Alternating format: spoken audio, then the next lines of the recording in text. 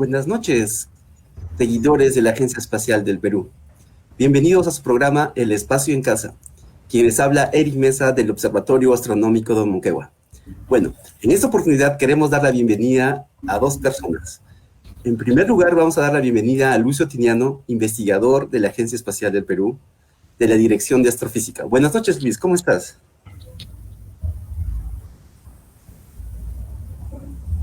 Hola, muy buenas noches a todos. Me alegra mucho poder compartir un tiempo con ustedes. Mi misión aquí va a ser hacer llegar a nuestro expositor de hoy día sus preguntas al Facebook.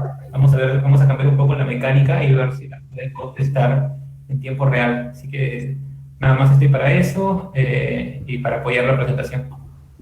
Bueno, Luis, no solamente estás para eso, vas a aportar tu experiencia, porque tú eres físico egresado de la Universidad Nacional de Ingeniería, ¿no? Entonces vamos a aprovechar tu expertise y tu conocimiento. Bueno, muchas gracias, Luis, por estar con nosotros. Bueno, ahora pasemos con una persona, el invitado de hoy día, que en este caso es Facundo Rodríguez, desde Argentina, específicamente desde Córdoba. Él es investigador postdoc del Instituto de Astronomía Teórica y Experimental, el IATE, que pertenece al CONICET de Argentina y también a la Universidad Nacional de Córdoba. Bueno, sin más preámbulos, vamos a darle la bienvenida a Facundo. Buenas noches, Facundo, ¿cómo estás? Hola, Eric, buenas noches. Hola, Luis, ¿cómo están? Es un gusto poder compartir esta noche. Bueno, Facundo, muchas gracias por haber aceptado nuestra invitación a este programa El Espacio en Casa. Bueno, sin hacer más preámbulos, queremos dejarte y bueno, vamos a esperar con mucho gusto el tema que nos has preparado. Así que te escuchamos muy atentamente y te vamos a hacer preguntas, ¿no? Podemos hacerte preguntas durante toda la emisión, por favor. Eso es lo que nos ha pedido Facundo. Así que desde ya ustedes pueden hacer sus preguntas, que aquí Luis y mi persona estaremos dispuestos a preguntarle a Facundo. Bueno, Facundo, te dejamos sin más preámbulos. Gracias. Perfecto, muchas gracias, Luis. Entonces empezamos con la presentación. Bueno, quería contarles que, como dijo Eric, yo me dedico a la investigación de los grupos de galaxias y más específicamente a la relación entre la materia oscura y la materia que vemos de estos grupos de galaxias. Así que lo que preparé hoy es principalmente una presentación para compartir un poco de esto, pero para ir avanzando de a poco. Así que van a poder ir preguntando a medida que vamos avanzando, me van a hacer llegar las preguntas, Luis, Eric y equipo, pero también quería contarles que es un gusto para mí estar en esta presentación y que ustedes estén mirando desde Perú, porque conozco Perú, me encanta Perú y tengo grandes amigos ahí que espero que estén pudiendo ver la transmisión, igual que los amigos de Argentina que están mirando. Bueno, para poder empezar, vamos a tratar de pensar qué son las galaxias. Porque si vamos a hablar de grupos de galaxias, estaría bueno, primero, poder entender qué son las galaxias. Bueno, acá les preparé algunas imágenes de galaxias que podemos ver. Si nosotros nos alejamos lo suficiente de las grandes ciudades, vamos a lugares donde esté despejado y además tenemos ciertas precauciones, como que no haya una luz apuntando hacia el cielo, etc., podemos llegar a ver algunas imágenes. En la de abajo vemos las nubes de Magallanes y en la de arriba vemos Andrómeda. Estas son galaxias, se pueden llegar a ver, pero durante mucho tiempo no sabíamos exactamente qué eran. O sea, recién hace 100 años, en 1920, se logró establecer que eran galaxias, es decir, que no pertenecían a nuestro sistema. Si nosotros vemos todas esas estrellas, pertenecen a nuestro sistema, es decir, a nuestra galaxia, pero esas nebulosas que parecen verse así, no estaban seguros todas las personas que investigaban en ese momento, si pertenecían o no a nuestro sistema. Entonces se les llamaban nebulosas, y había muchas dudas con respecto a qué eran. Recién en 1920 logró establecerse que estas nebulosas en realidad eran galaxias, como en la que estamos nosotros, que estaban muy lejos, y justamente se logró determinar al medir la distancia que tenían. Como esa distancia era tan grande, no podían pertenecer a nuestro sistema, sino que estaban muy alejadas. Así es que se determinaron que eran otros cuerpos que tenían estrellas como tiene la nuestra. Bueno, pero veamos un poquito más. Acá tenemos una foto que me acercó Eric, tomada en Perú, donde vemos esta galaxia. Esta galaxia que vemos acá es nuestra galaxia, es en la que vivimos nosotros. Vemos como que cruza el cielo, se llama la Vía Láctea justamente por esto, porque es se ve como si fuera una carretera, una calle que cruza el cielo y es brillante. Entonces, esta sería nuestra galaxia. Acá vamos a ver otra imagen de nuestra galaxia, tomada por un fotógrafo peruano, un astrofotógrafo peruano, que la tomó sobre el Salar de Uyuni, en Bolivia. Bueno, nuevamente vemos otra imagen de nuestra galaxia, vemos que esta zona es como más brillante que el resto del cielo, pero es importante entender que nosotros vemos una forma extraña ahí de nuestra galaxia porque la estamos viendo desde adentro. Es muy difícil saber cómo es nuestra galaxia y poder establecer qué forma tiene estando adentro. Pero, por suerte, tenemos observaciones de muchas otras galaxias. Es más, desde antes de 1920 ya había observaciones, porque había telescopios, había observaciones de muchas nebulosas que se les llamaba en ese momento. Entonces, a partir de que se establecieron que eran otras galaxias, se pudo ir estableciendo cuál era la forma de nuestra galaxia. Y también estudiando cómo las estrellas que forman nuestra galaxia se mueven, qué dinámica tienen. Y esto nos fue ayudando a entender cómo es. Hoy consideramos que nuestra galaxia, este es un esquema de cómo es nuestra galaxia, no tenemos fotos de nuestra propia galaxia porque no podemos alejarnos lo suficiente para tomar una fotografía. Hoy podemos entender que nuestra galaxia es de esta forma, estas son las nubes de Magallanes, este es un esquema, y acá lo que tenemos en el centro de las galaxias, como esta, que son espirales, en general tenemos un núcleo que tiene una gran cantidad de estrellas. En este caso, el centro de nuestra galaxia sería barrado, o sea, es una barra. No es exactamente una esfera, sino que tiene una especie de barra. Así consideramos que es hoy. Ahora, al saber que nuestra galaxia es así, uno podría considerar que entonces la materia que estamos viendo estaría mucho más concentrada en el centro y hacia afuera tendríamos cada vez menos. Y también uno podría pensar que entonces las galaxias están formadas de gas, de polvo y de estrellas, que es lo que uno puede observar con distintos telescopios, con distintas longitudes de onda, etc. Bueno, muchos estudios indican que las galaxias, nuestra galaxia en particular, pero otras también, están rodeadas de gas también, de gas frío. Lo que se cree, gas frío en general se le llama porque es gas que todavía no formó galaxia o no está formando estrellas. Este gas se cree que es el responsable de formar las galaxias, justamente. Que a medida que caen a un lugar y se va amontonando este gas y va rotando en general, va a ir formando las galaxias que vemos. Bueno, hasta acá ya nos alejamos un poco, pero si nos alejamos un poco más todavía, en realidad las galaxias están formadas también de lo que se llama un halo de materia oscura. Es como si fuera una nube que envuelve a la galaxia. En este esquema vemos la Vía Láctea, vemos las nubes de Magallanes y estaría el gas que rodea esta galaxia, pero también tenemos alrededor un halo gigantesco de materia oscura. Este halo de materia oscura, según lo que entendemos actualmente, ya vamos a ir viendo por qué, pero según lo que entendemos actualmente, está formado de algún tipo de materia que no la vemos, por eso se llama oscura, pero en realidad sería más bien transparente, porque no la vemos, pero podamos ver hacia atrás. No es que si tenemos una galaxia al frente no podamos ver las cosas que están atrás, sino que seguimos viendo las cosas que están atrás, pero no vemos la materia esta oscura. Tampoco es una materia que se enfríe, se caliente o interactúe cuando interactúa con el resto de la materia. Ahí tenemos la galaxia, el gas, por ejemplo, y la materia oscura en general no muestra tener una interacción con esto. Si la tiene es muy baja, no llegamos a detectarla, y no sabemos bien de qué partícula está compuesta. Pero parece estar y en grandes cantidades. Es más, el universo hoy, para nosotros, en el modelo más aceptado en cosmología y en astronomía, tiene solo un 4.9%, o sea, menos del 5% de materia ordinaria o bariónica. Es decir, materia como la que conocemos. Materia que forma las galaxias, que forman los planetas, el gas, el polvo, todo lo que conocemos está en ese porcentaje.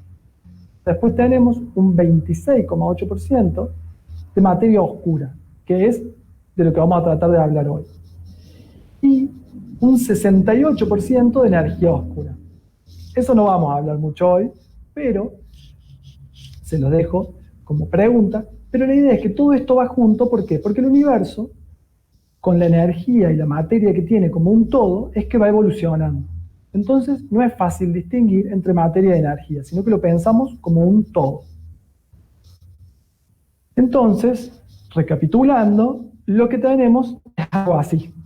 Esta es una foto artística donde se ve nuestra galaxia adentro de una esfera de cristal. O sea, es una fotografía que me pareció muy pertinente porque lo que tenemos es más o menos eso. Tenemos que las galaxias están en una esfera o en una especie de nube formada por unas partículas que no conocemos bien, que son transparentes, pero que de alguna manera tenemos que poder detectar.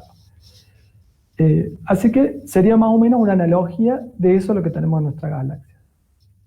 Ahora, ¿tenemos alguna prueba de esto? Bueno, una de las pruebas más importantes y con la cual se podría decir que se estableció la existencia de esta materia oscura es que desde 1920, que empezaron los estudios con estas nebulosas, a las cuales se les denomina galaxias después y empiezan a estudiarse cada vez más, se empieza a ver de que si eran estrellas como las que forman nuestra galaxia, estas estrellas deberían estar rotando alrededor del centro de su galaxia. Y lo que se pensaba es que la materia que tenían las galaxias era la que veíamos. Entonces, el centro debería tener mucha más materia y a medida que nos alejábamos del centro, la cantidad de materia disminuía. Entonces, si pensábamos en la velocidad de estas estrellas, de cómo rotaban, digamos, alrededor del centro de estas estrellas, lo que podíamos pensar es que la velocidad con la que rotaban, en función de la distancia al centro, debería ir disminuyendo. Es decir, nosotros en el centro deberíamos tener cosas que roten muy rápido, pero a medida que nos alejáramos, esto tenía que ser más lento. Eso era lo que se pensaba con la intuición. Desde 1920 hasta 1970, y un poquito más también, había bastante dudas con respecto a eso, porque no se observaba esta caída claramente, sino que más bien se observaba algo parecido a una recta.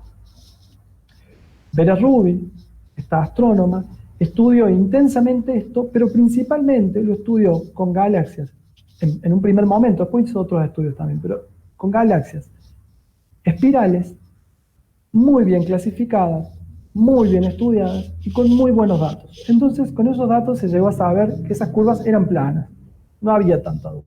Ahora, si esas curvas eran planas, justamente es una evidencia de que lo que tenemos es algo más parecido a esto, o a lo que les había mostrado antes, a esto. Es decir, tenemos una galaxia que está metida adentro de algo más grande que la tiene como soportada, podríamos decir, que es allá adentro.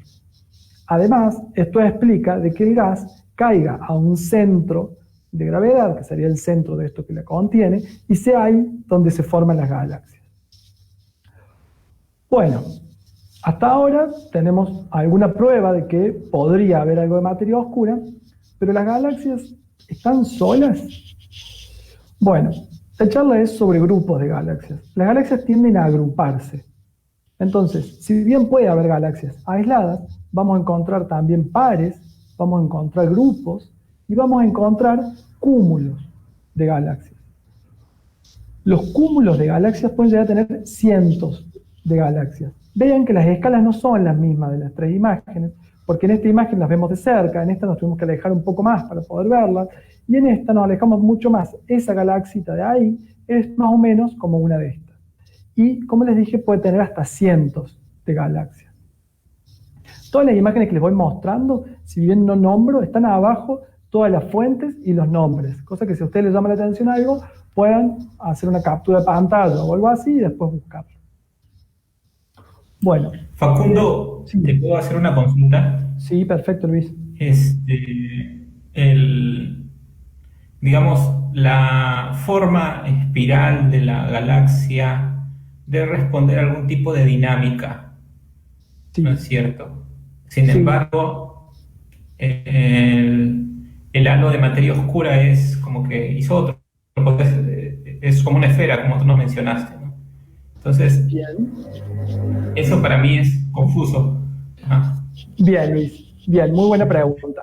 La idea es que el halo de materia oscura, eh, si bien sí es más bien como una nube o como una esfera, lo podemos pensar, o algo así, en realidad la distribución de la materia oscura es, ya vamos a ver un poquito más, pero se va como diluyendo en el espacio, entonces tenemos lugares donde se acumula más y donde se acumula menos.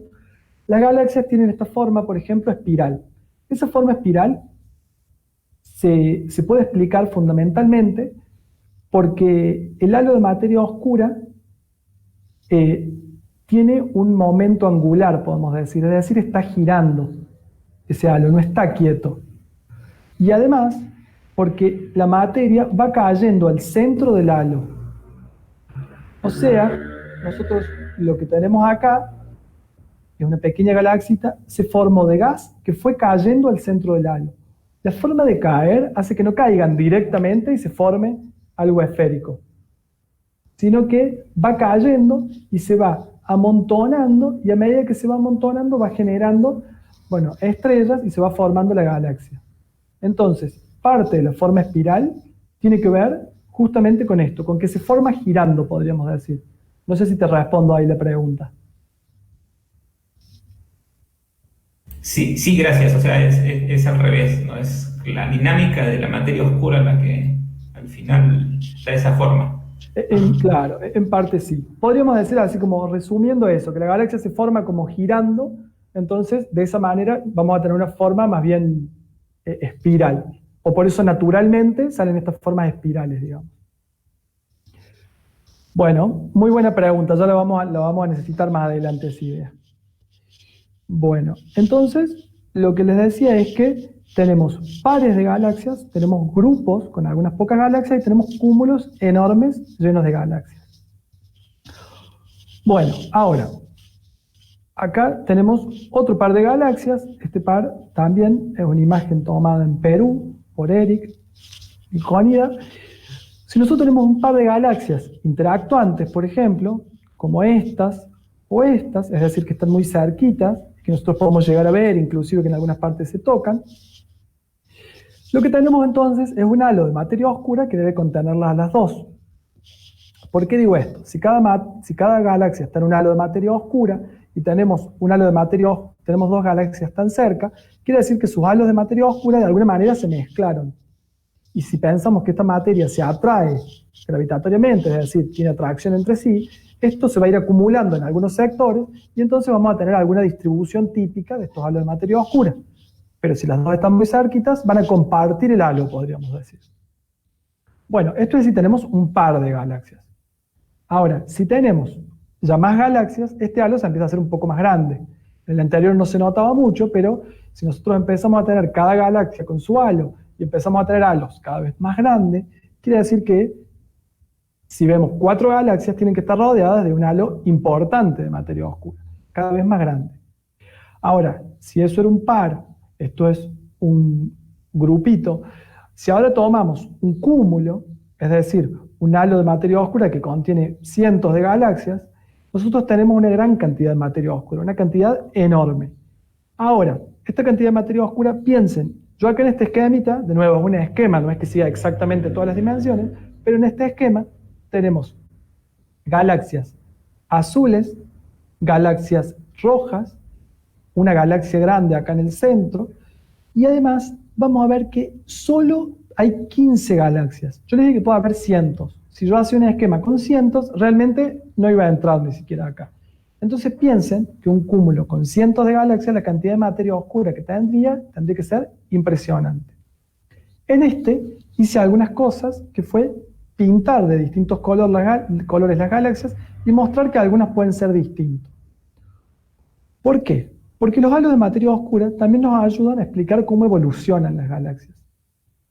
Las galaxias más azules, en general, son galaxias más bien jóvenes. ¿Qué quiere decir? Que están quemando bien el gas, tienen buen combustible, podríamos decir. En general el fuego, cuando está azul, por ejemplo, es que está bien, está quemando bien, tiene buen combustible. En cambio, cuando está rojo, es que ya no está quemando tan bien. Bueno, las galaxias más rojas tienen poblaciones más viejas de estrellas, mientras que las galaxias más azules tienen poblaciones más nuevas. También se puede decir que las azules están formando más estrellas. ¿Y por qué digo que nos ayuda a explicar también las distintas galaxias que tenemos? Porque en los centros de estos grandes cúmulos, en general vamos a tener una galaxia elíptica, es decir, que tiene una forma más bien esférica, elíptica, que justamente una manera de explicarla es que el material de las demás galaxias, el gas, el polvo y otras galaxias, van cayendo hacia el centro del halo de materia oscura, y ese centro va a ir creciendo. Entonces se van a fusionar y van a formar estas grandes galaxias. Volvamos a esta imagen y vamos a ver que acá tenemos una galaxia elíptica que puede ser hasta 10 veces más grande que esta, chiquitita que vemos acá, que es más bien espiral. Vemos que esta tiene un color más rojizo, estas tienen un color más azulado, podríamos ver, y estas, si prestan atención, también tienen un color más azulado, sobre todo en comparación con esta, que tiene un color más rojizo. Entonces, podemos ver que esto podría explicarse en parte por la materia oscura, porque decimos que esta se generaría por poder acumular el material, por estar en una posición privilegiada, y acumular el material que va cayendo hacia el centro del halo. Bueno, entonces vemos que hay diferentes tipos de galaxias. Tenemos algunas espirales, como preguntó Luis, que estas se forman, podríamos decir un poquito más aisladas. Tenemos estas irregulares, que pueden ser, si se acuerdan de las nubes que le mostré de Magallanes, son medio irregulares. Si tomamos también en cuenta las galaxias que se fusionan, por ejemplo acá, cuando se fusionan en un grupo chico, pero hay fusiones o interacciones, también pueden ser irregulares. Y también tenemos galaxias elípticas. Acá tenemos una galaxia elíptica gigantesca que pueden estar en el centro de los cúmulos. Bueno, hasta ahí entonces estamos hablando de que tenemos grupos y que tenemos tipos de galaxias. En parte la materia oscura me debería ayudar a ir estableciendo algunas conexiones entre estas cosas. Bueno, ahora... Facundo, ¿puedo hacerte una pregunta del público? Sí. Joaquín Ceballos Z pregunta, dentro de esa escala de colores que pusiste, ¿qué color tiene nuestra Vía Láctea?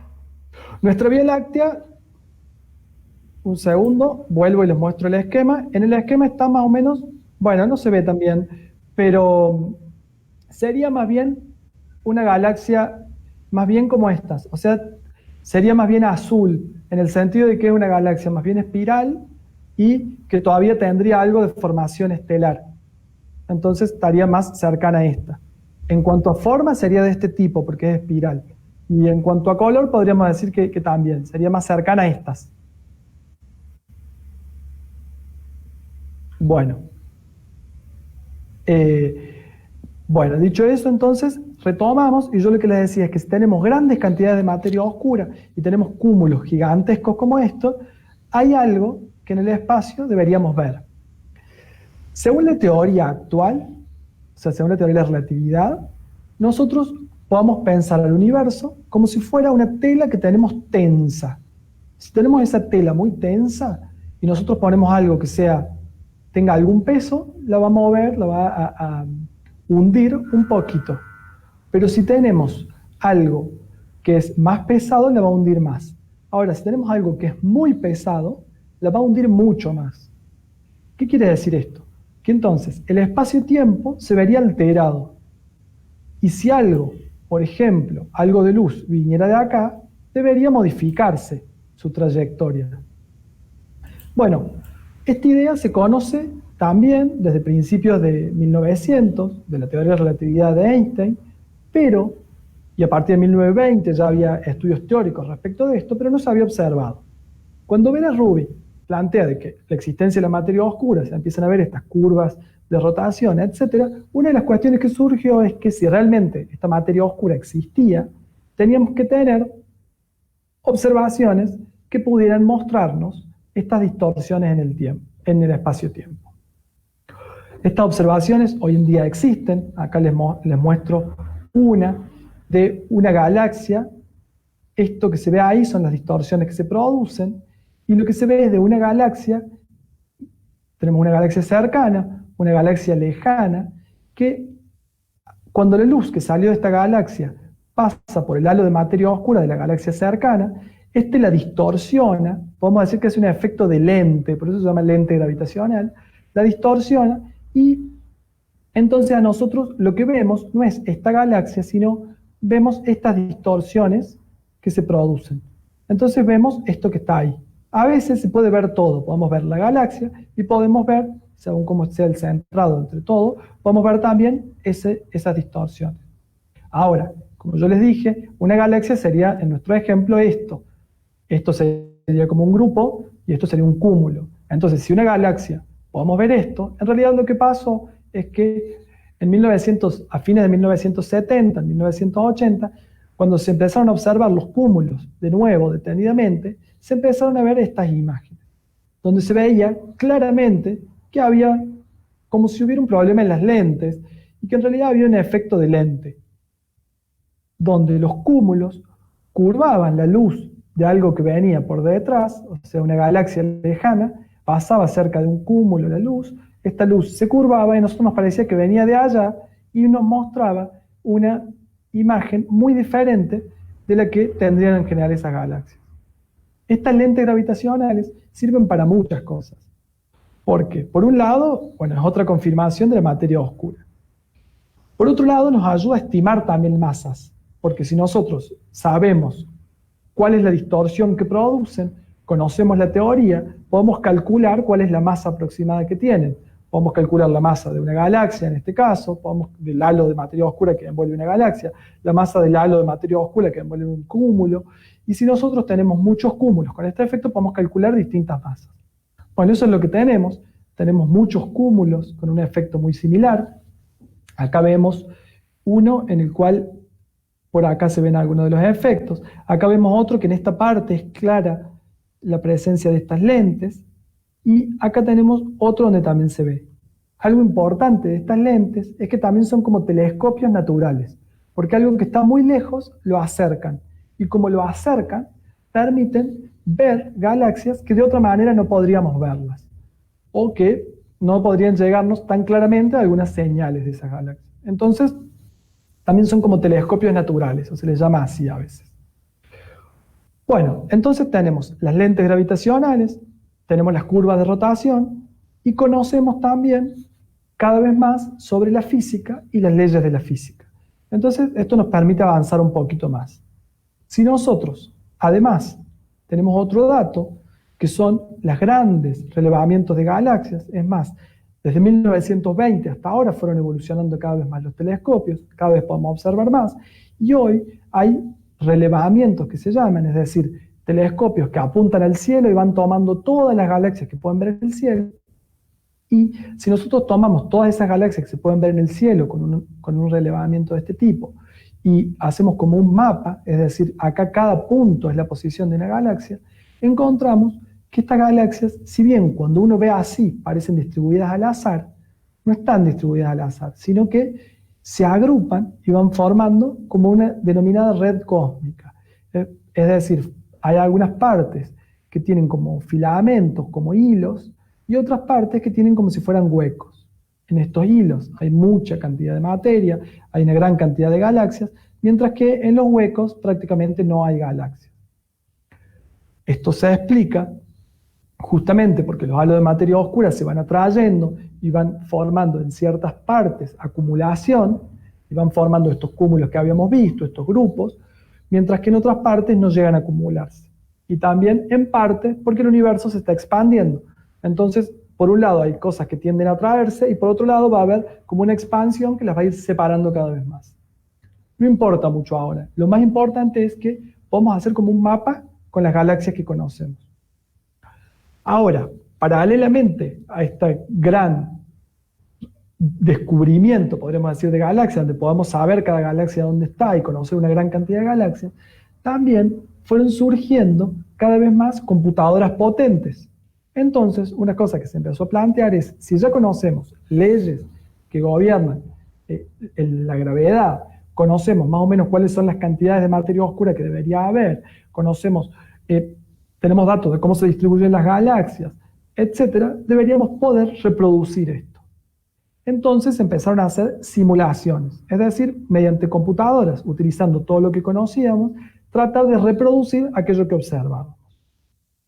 Bueno, estos son algunos resultados. Esta simulación es una simulación de las más nuevas que hay, se llama Illustris.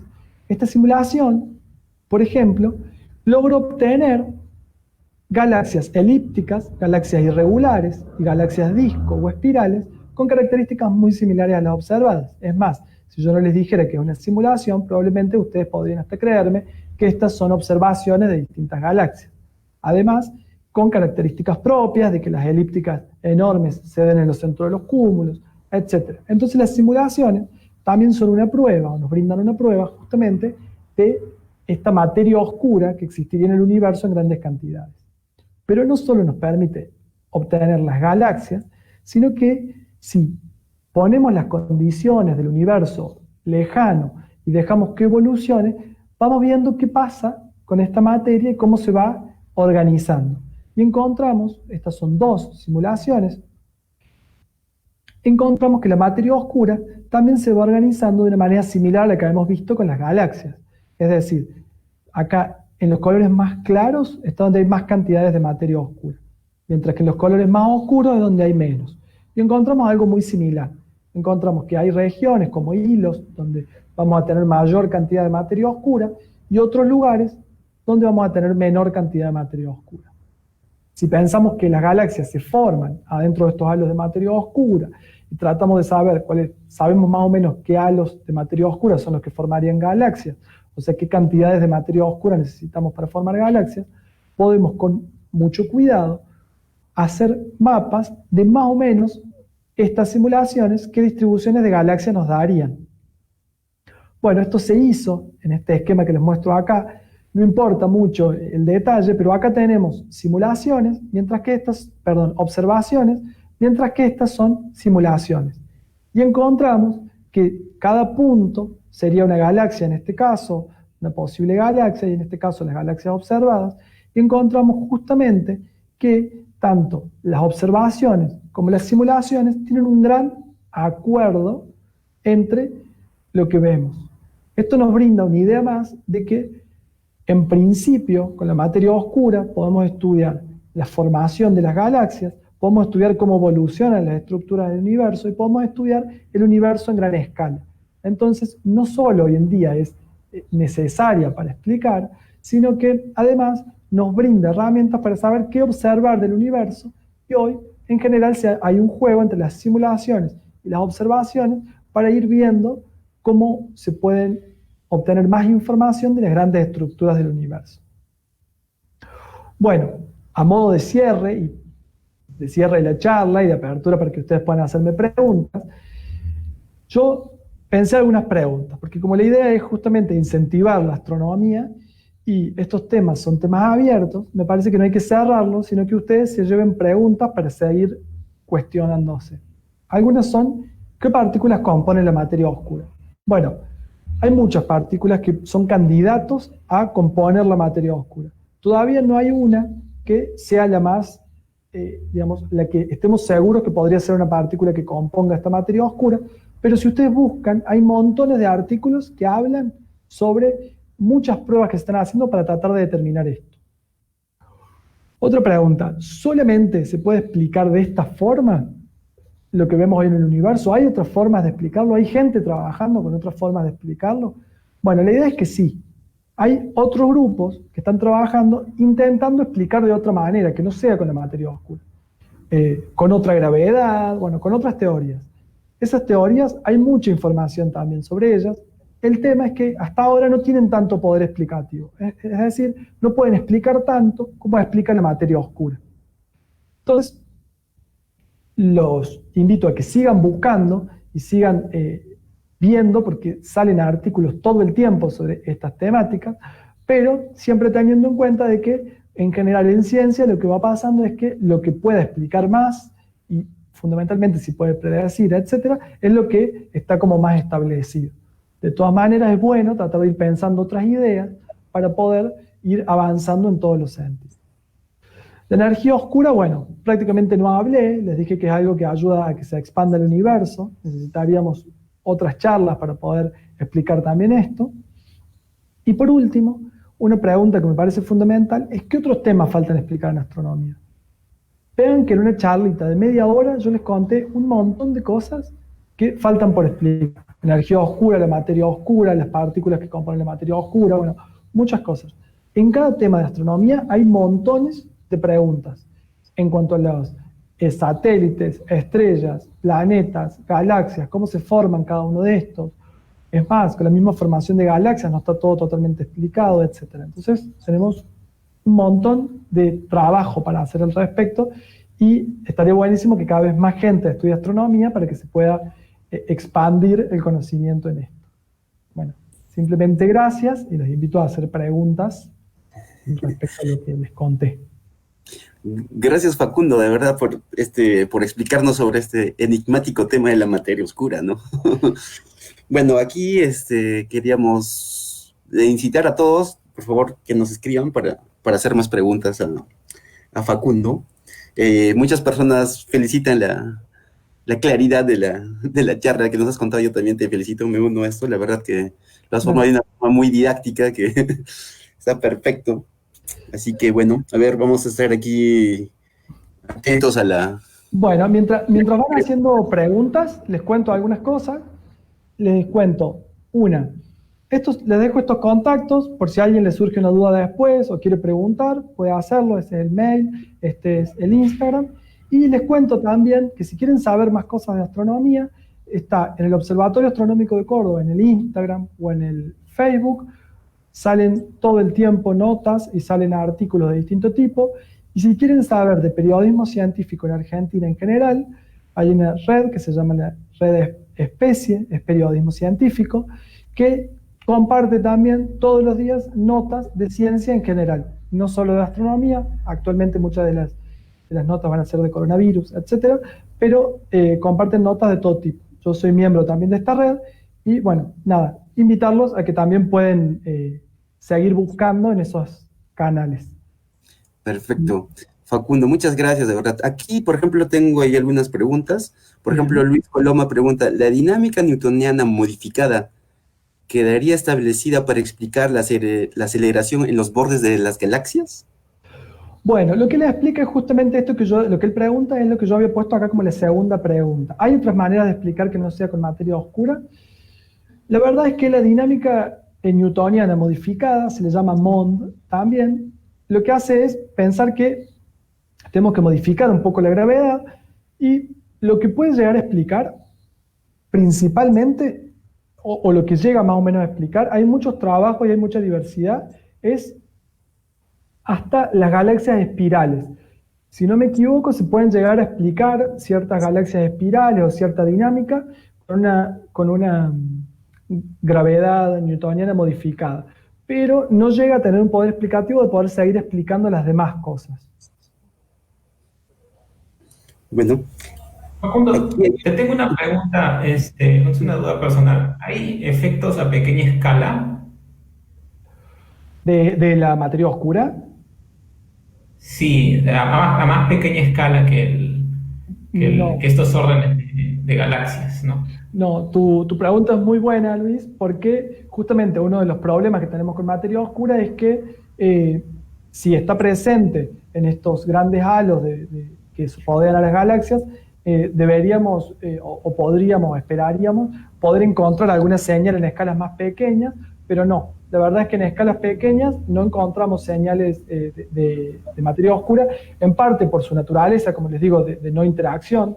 Cuando vemos, por ejemplo, esto, vemos que simplemente curvó la luz, pero no le hizo otro efecto. Entonces, no. La respuesta a esa pregunta es no, no se encuentran en pequeña escala. Obviamente se están buscando y hay muchos grupos trabajando en encontrar señales de la materia oscura. Bueno, acá hay una pregunta, a ver, vamos a ver. Dice, ¿podrían explicarnos algo sobre los WIMP, WIMP? Sí, bueno, tenemos un público que sabe mucho. Sí, parece que sí.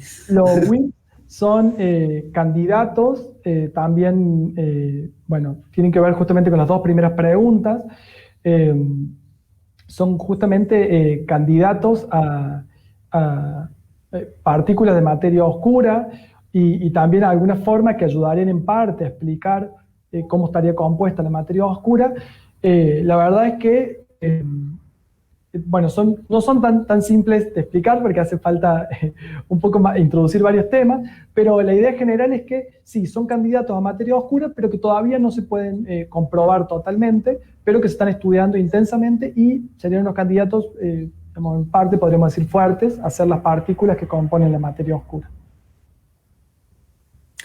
Perfecto. Bueno, aquí, bueno, solo comentarte, bueno, si alguien más se anima a hacer alguna pregunta, por comentarte que, por ejemplo, te están viendo desde Bolivia, te mandan muchos saludos, desde Argentina, desde La Rioja, así que creo que tu charla ha sido una de las más internacionales que hemos tenido, así que te felicito por eso. Y bueno, no sé si hay alguna otra pregunta, a ver, que se animen por ahí.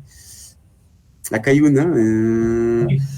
Yo he visto aquí una pregunta que a veces la hacíamos como broma antes, si existen agujeros negros de materia oscura, ¿no? Y yendo un poquito más a la pregunta, si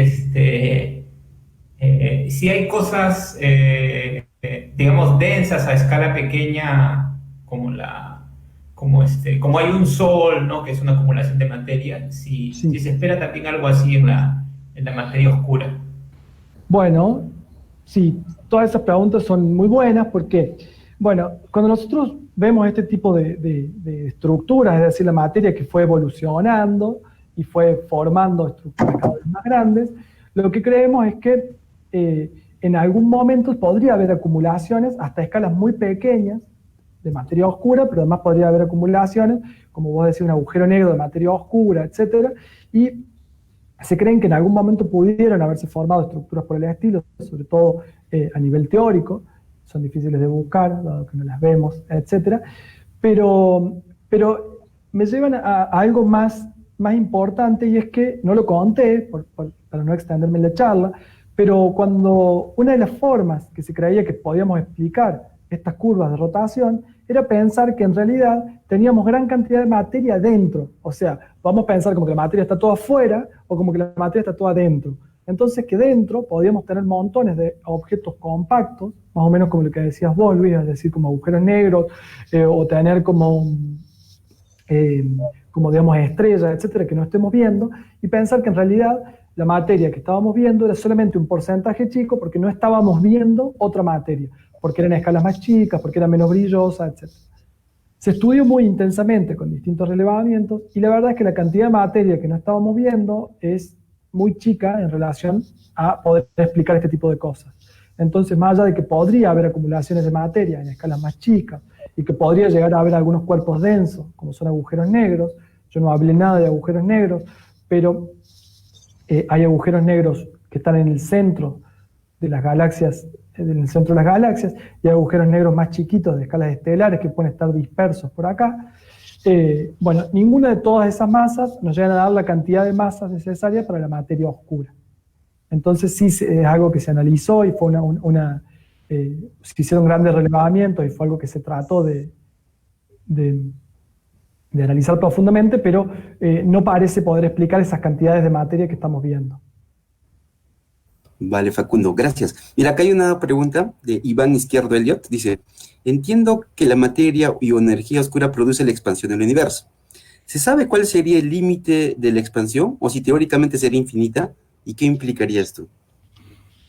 Bueno, cuando hablamos de la expansión del universo, en general está más relacionada con la energía oscura, que es este gran porcentaje del que prácticamente no hablé, pero la energía oscura lo que permitiría es que justamente el universo se vaya expandiendo cada vez más.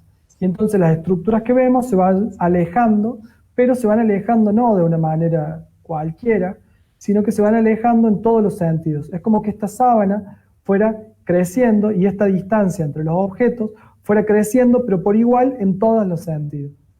Eso sería como la expansión del universo.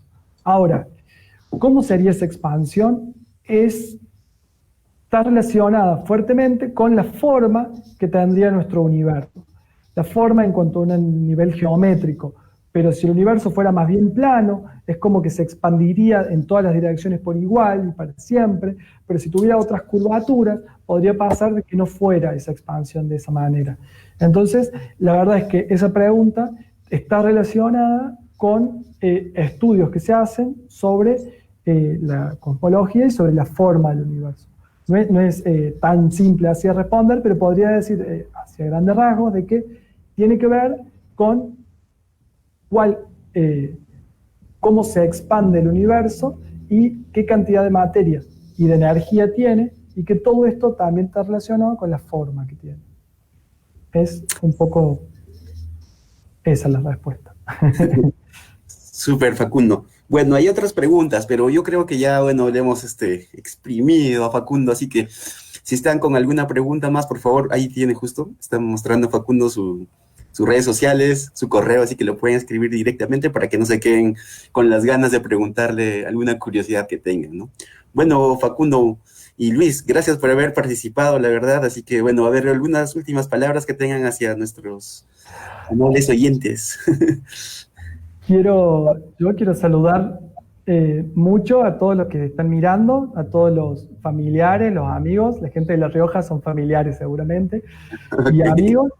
Y también, bueno, a la gente de Perú, que como les dije, tengo un gran cariño, unos grandes amigos ahí. Y en general a todos los que miraron esta charla. Y bueno, espero que les haya gustado.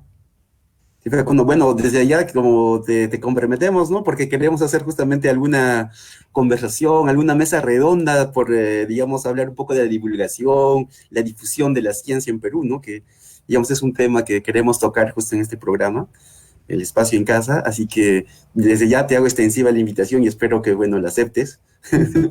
Muchas gracias. Estoy comprometerte delante de todos, así que por favor, queremos tener, aprovechando que tú tienes, bueno, más conocimiento sobre esto y, bueno, trabajas en ciencia, ¿no? Bueno, Facundo, muchas gracias y, bueno, no será la última, así que será hasta la próxima. Muchas gracias, Eric, muchas gracias a todos. Muchas gracias, Luis y a equipo. Bueno, también, bueno, gracias Luis por haber estado con nosotros y habernos ayudado y haberle hecho algunas preguntas muy interesantes a Facundo. Así que bueno, gracias por todo. Bueno, seguidores de la Agencia Espacial, esta ha sido la conferencia que nos ha dado Facundo y esperemos que la próxima vamos a tener, digamos, el tema que se llama astroquímica, que va a ser dado desde Alemania, así que por favor esténse atentos a las redes sociales, que vamos a poner ahí las coordenadas del lugar y día, por favor, así que esténse atentos y bueno, no me queda nada más que agradecerlos por haber prestado atención y hasta la próxima y cielos claros. Muchas gracias, hasta la próxima.